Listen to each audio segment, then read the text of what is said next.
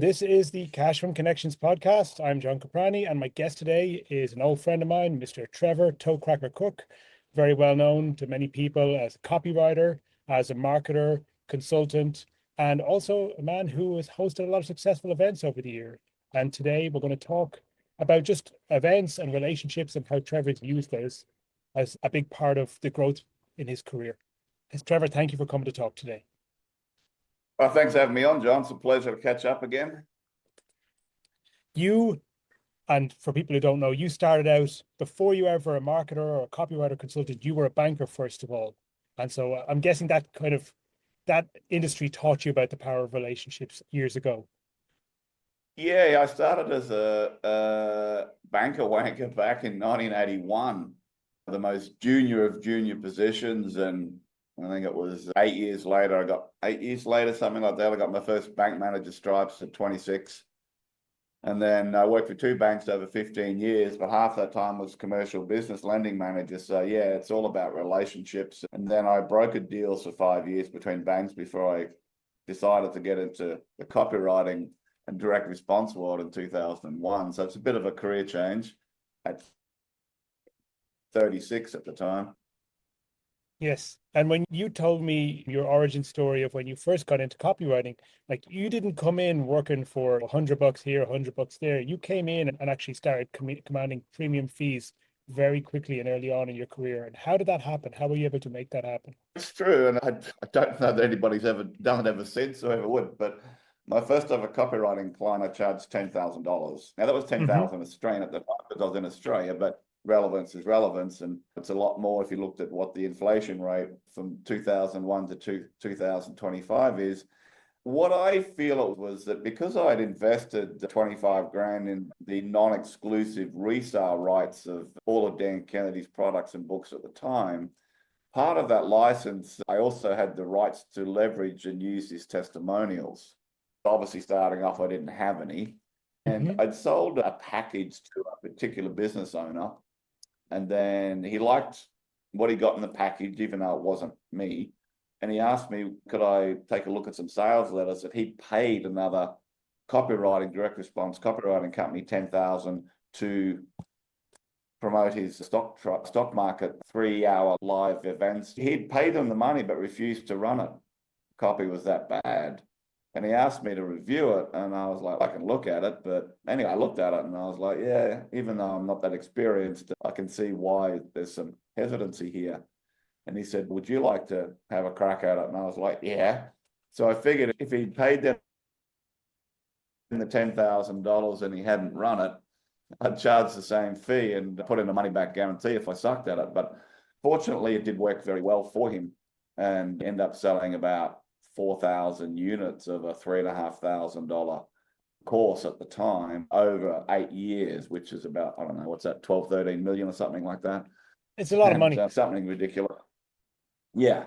And the very first time he used the letter, which was just designed to get people into the 3-hour event, which wasn't free, by the way, he pulled in, he had 6 levels. So I based these figures on his first 2 levels, knowing his numbers. He knew if people got into his initial 3-hour event, he would convert 30.8% of those to his, what was initially a $3,500 live workshop before he turned into a course. And then to his 6,000, he would convert 12% of those. So he knew his numbers. So based on the first 2 times that he used the letter and put people in rooms in Brisbane and Sydney, he grossed about 500 and something odd thousand from those first 2 nights in sales, let alone the rest on the back end. And he continued to use that letter for a long time. But for me, being able to have a win right off the bat and being able to charge that sort of fee, I was like, I'm not going backwards from here. That, and I don't know if you see it this way, but for you telling me that story, that did come about in a way as the form of a relationship, because you got into a business relationship with Dan Kennedy through the licensing of those products, and that opened the door to you immediately speaking to high-level people, right? Yes, and I'd actually gone to a trade show, like a business and franchising expo, and took a stand, and that's where I met this particular person. And so we started the relationship from there. And I did write more copy and stuff for him on some of his other products. But yeah, it goes back to a relationship for sure. When you've hosted many events over the years, do you remember what your first one was or what actually inspired you to get to do it the first time? Yes. When I held my first event, it was small. It was like 2003, 2004, something like that. Because I was doing all direct response. There was no Facebook ads and stuff back then. You just had to pay for an ad and hope you got it right. There's no pause button if the campaign wasn't working. But I had a lot of leads, even in my local area where I lived in Brisbane at the time. People who'd purchased, people who'd got the reports, not signed up. So I started doing these small events of around 20, 25 people, charging them $247, giving them some marketing material, which I would sell for $297, and just give them 2 or 3 hours of solid content without a pitch. But I always wrote from it.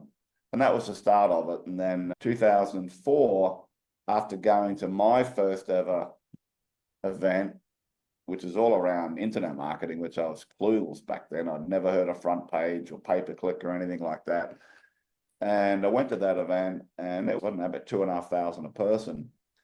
But from that event, even though I wasn't even online at the time, I made a commitment to myself and to the promoters that I would be speaking on their stage in 2005, which was that was late February 2004, and the next event was the first few days of March 2005. And the promoters were friends of mine. They said, well, if you can demonstrate you've been able to do something that's worthy of speaking on our stage, we'll have you speak. But we picked the speakers at the end of October, beginning of November. So get cracking. And so I did. And between that and the end of that year, I was asked to speak at a couple of other events. One was where I met a guy called Ed Dale, right, who told Gary Halbert about me. And Halbert subscribed to my online newsletter. And we started to have email chat. And then Frank Kern and Ed Dale did their first ever Underachievers event in 2004.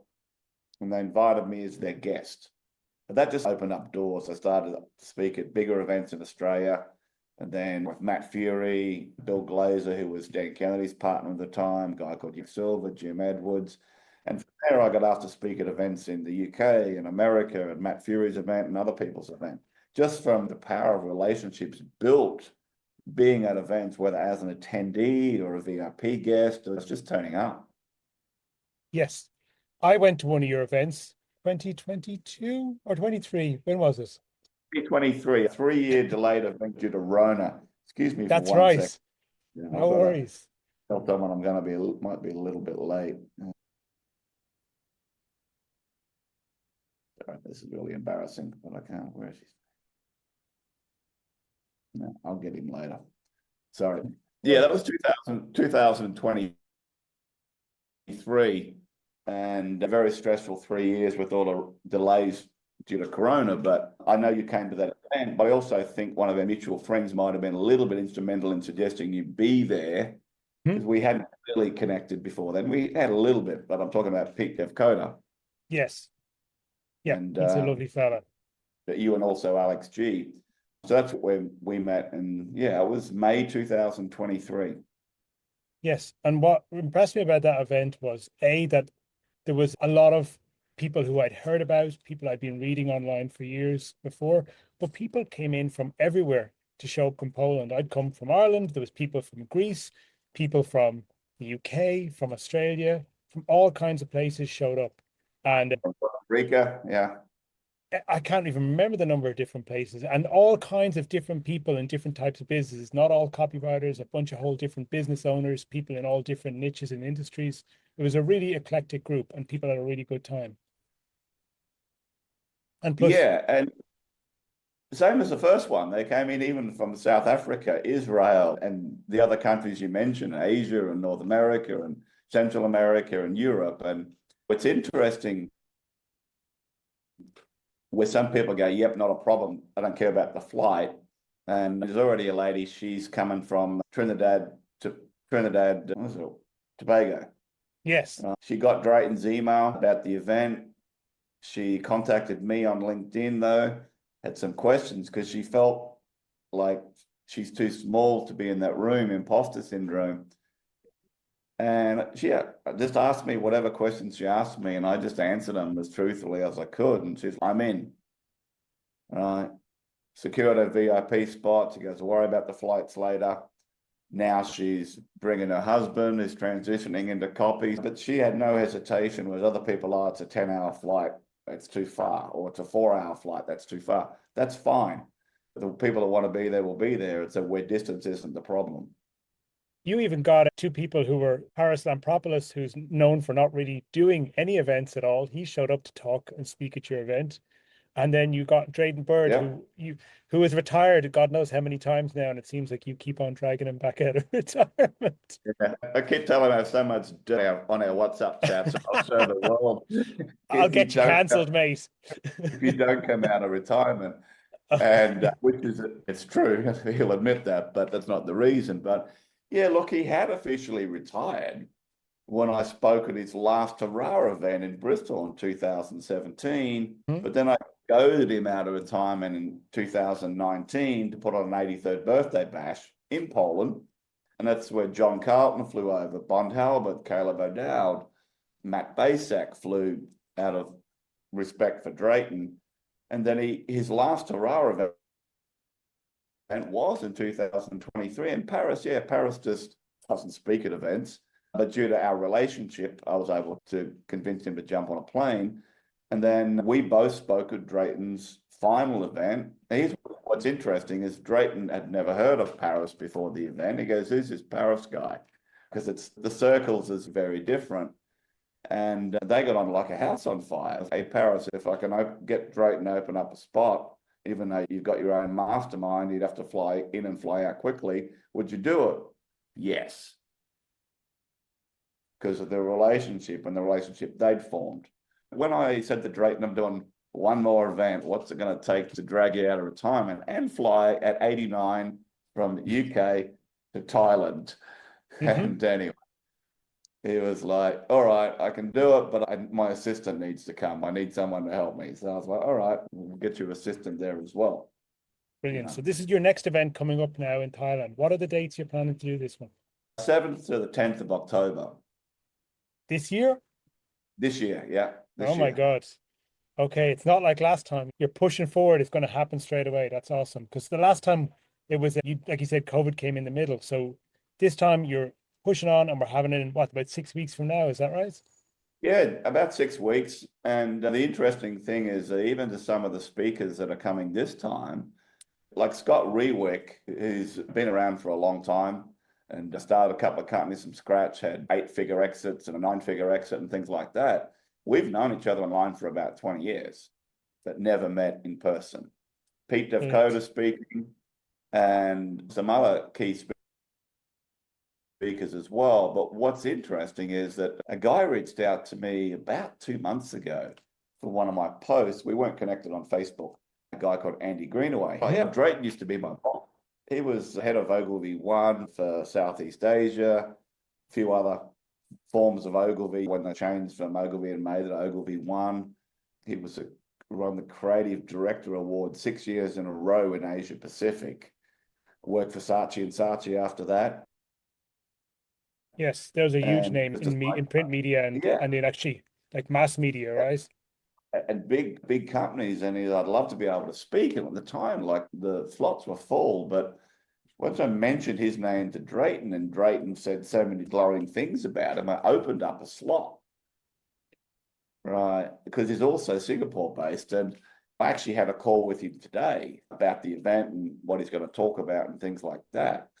And you know what he's combining with old school direct response and he's an AI and what he's able to do with it, and the audience he's able to open up just by his take on, and not your traditional paid media areas either. And yeah, very excited to have him speak at the event. Awesome. Are you going to be in Bangkok or somewhere else? Chiang Mai. Okay, great. Which has been a very entrepreneurial place for about the last 20 years or so. That was one of the first kind of places that it became a digital nomad hub before the term existed. Yeah, it has been very much. And there's quite a few people there. And it's just, to me, I love being there because it's not Bangkok, it's not the islands. It's touristy, but not over the top. It's a bit more tranquil place to be, and I like it a lot. So that was the choice of it. And as usual, you've been to the previous events. So you know that when people come to the event, I encourage the networking and build the relationships and make sure if you should talk to you or you should talk to him and her, it happens, right? But there's a big emphasis on this one in particular, just on relationships apart from underdogs and goats. There's a lot of people out there that are doing great things and people just don't really know so much about them. Then you Yes. got the goat. There's a few goats in there, myself included.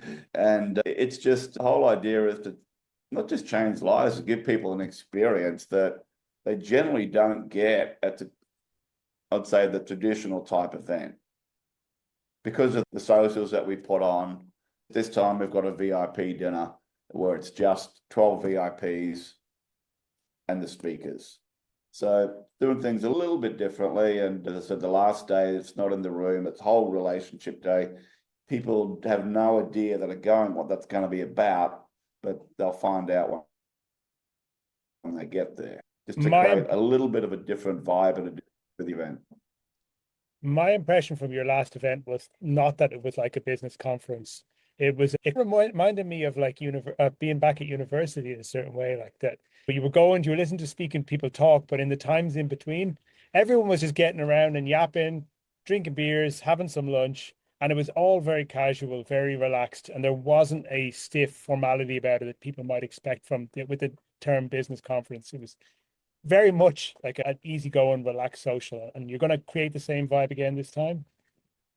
Absolutely. That's the key importance of, as far as I'm concerned, in vetting your speakers to make sure, A, they deliver content. That's a given. Yes, they can make an offer without being, oh, you'll not see any run to the back of the room bullshit at my events. And also that they hang around. It's basically, if you agree to speak, you're there the whole time. You're not just do your slot, bugger off, go to private dinner with other speakers. You're there to build relationships. Yes. I think it was Dan Dahl said it beautifully, better than I could say it on his little testimonial video from the previous event that you're at, is Trevor doesn't let the speakers disappear behind the velvet ropes. Right. They're there the whole time so that you can talk to them and build relationship with them, because you just never know what they might be able to do outside of what they might have pitched at the event, whether you invested or not. And more importantly, who they may know or who their clients might be, which I think can get to what you got out of that event and what it can do for you. Because in your case, I know you've done, whilst it was a little bit of a slow churn or a slow burn, you've done very well out of one of the speakers and his clients. That's right. Yeah. And the relationship you built. Yes. And that was the last night. That's Barry Randall, our mutual friend, who you've done a lot of work with in the past. And I've been doing a lot of work with the past year. And then the group of people, Barry's in the landscaping industry, and he's worked with a lot of other businesses, teaches, coaches, mentors. And I've gone on and worked with a bunch of people in his circle now as well in the last year. And Barry was a speaker at your last event, but actually the connection didn't happen really during the days. It was the last day where you had a party, you invited everyone, come on, let's have drinks, it's on me. There was a beautiful spread right out, everyone got to eat, drink, chat, and have fun. And nobody had to put their hand in their pocket for anything, which was awesome. And it was that last night I got chatting to Barry. We had a really good conversation, had a bit of fun. And he said something to me about himself as a business mentor that really stuck in my head. And it got me thinking. And he said, John, by the time somebody comes looking for mentorship, a lot of the time, they need to buy something very expensive right after they've spent all their cash. And I was like, yeah, he's bloody right. They never invest at the right time. They always wait till the last minute. So it just got stuck in my head. I thought, yeah, that's a very wise way of thinking. And then about a year later, he contacted me, said, I'm coming to Dublin for a couple of days. I've got an event going on. Do you want to come along and meet up with us? I said, yeah, I will. And then about 3 hours later, he said, would you like to talk? Would you like to give a speech? And I was like, yeah, okay, sure, I'll do that too. He said, okay, get yourself together. It's in 48 hours. So I did, and we had a great time. And yeah, like I said, since then, done a lot of business with Barry, worked with a bunch of people in his network, and none of that would have happened except for the party you threw on the last night of your last event, where I got a chance to actually sit with him and chat for about half an hour and get to know him.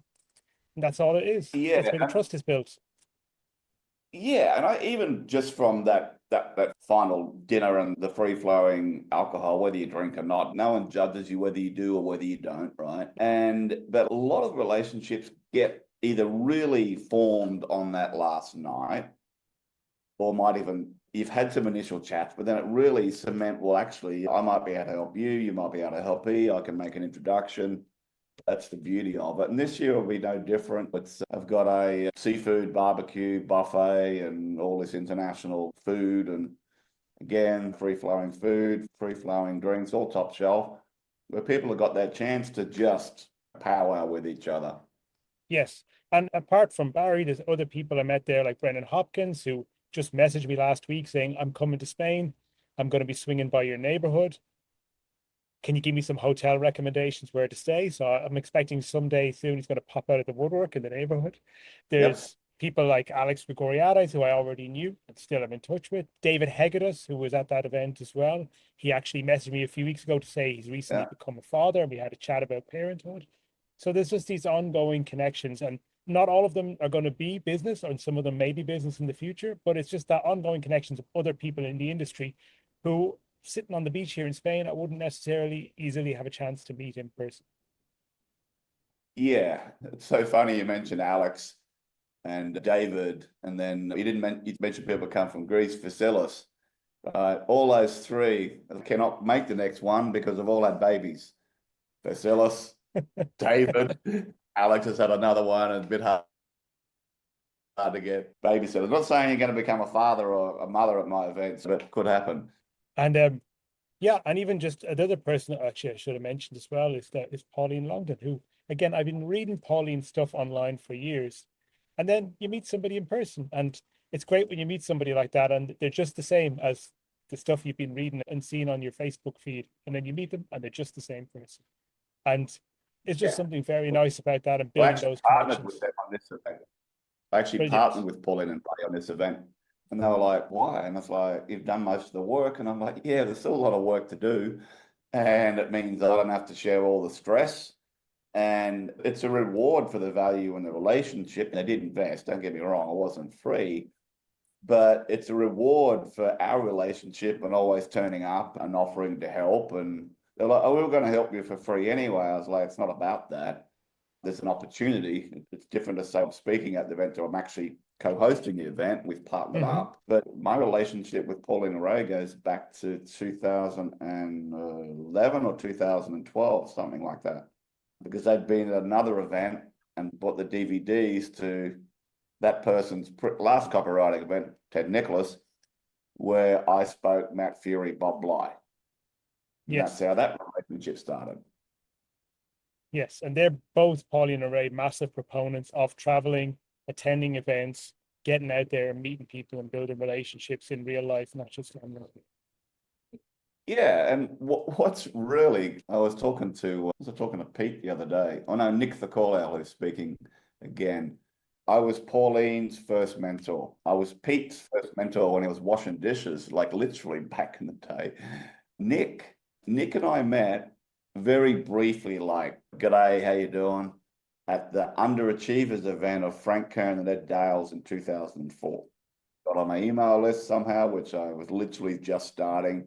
Came to my Judgment Day event on advertising and direct marketing in 2005. We met at an event briefly. He comes to my event, and then we reconnected on Facebook. He spoke at my 2019 event. He's now speaking at this event. So it's just all of the relationships that were formed. You never know where they could lead, whether it's me or you or anybody else. That's what I love about meeting people, especially face to face. Yes. If somebody wants to come along and they're thinking, yeah, I'm going to be in Thailand, or I'd love to go to Thailand, or I'd love to go back to Thailand, and I can tie this all in nicely, make it a business trip, give myself a little tax write-off as well. How do they do that? I believe you have a link for that. Is that correct? I do. I do, and I'll put that in the details below this video. Yeah, obviously go through John's link if you want to look at going. Now, if you want to go but you have any questions, then comment on John's post or just reach out to me. I'm on Facebook, so it's pretty easy to find. And then I'll answer any questions. Like with Drayton's sign up, she reached out to me. She got his email.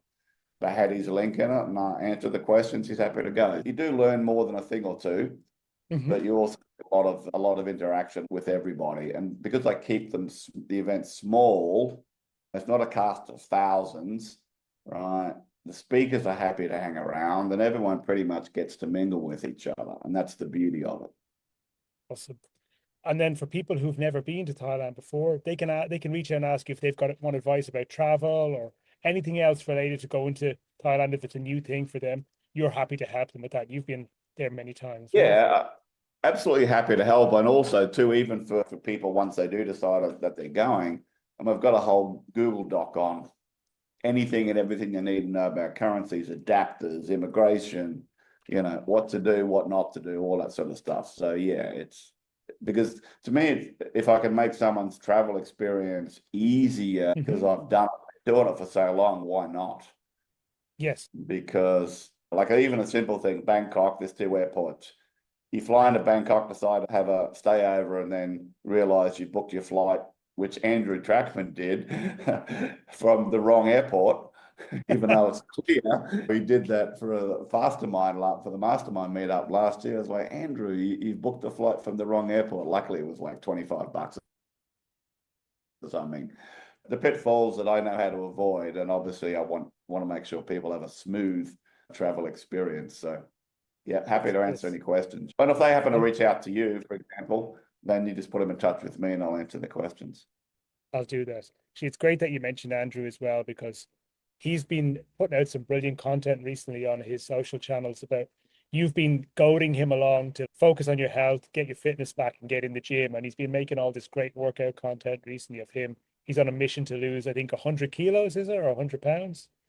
He was initially 50 by the event and then 100 pounds. So I told him if he drops 100 pounds in a year, I'll buy him a complete new wardrobe. And I'll take you shopping. he's on a mission. But yeah, I had a serious heart-to-heart with him in Poland before he left in July. And he had the mental breakthrough, which was designed that it was some Toecracker tough love talk, but he took it to heart and he's serious and I'm just loving it. But he is cranking out some good content and some funny copy as well. Yeah, no, it's been really inspirational to see the hard work he's putting in to change his life. And that again comes back to a relationship, right? That's nothing to do with business really, but that's something that you just helped him with and inspired him to do because he's somebody who's in your world and you care about him. Yeah, generally. And he's been in my world obviously ever since that day. He's been in my mastermind now for almost 2 years, almost up. Next month, I'm still here to roll again. Due to the relationships with me and also Pauline, he's got to travel, which he'd never done before. Travel to all these cool countries and experience things. And in March, he bought his girlfriend, right? And it's her first trip out of the States, and she's coming to the event as well. So, Amazing. and even he's done some amazing things copywriting wise since that event. Love it. Chiang Mai, Thailand, October 7 to 10, 2025. Link below will take you through to read all the details. And if there's any questions, you're standing by to answer them. Yeah, happy to answer any of them. I appreciate the interview, John. Anything else you'd like to let people know before we wrap? No, I don't believe so, other than the fact that whilst all the speakers have great content, Drayton Bird is 89. Someone had to hide to ask me, I hope you do a 90th birthday party event for him. And I'm like, no way. This is his last event. And it's actually also mine. It's my last event as a host. I'm not hosting events anymore. I might speak at events, but I'm not doing this type of event. My focus is elsewhere. And they're just bloody stressful. I love doing them. You don't relax until the day after it's over. And I'm 60. It's my time. I don't need to be doing events anymore. That is important to mention. So if you've been thinking about going to one of Trevor's events, you're not going to get another chance. So you better basically poop or get off the seat? Exactly, mate. You said All it so right. I would say it a very different way. A more Australian way. Exactly. Brilliant. Okay. Thanks, Trevor. And we'll talk soon. Thanks, Cheers. John.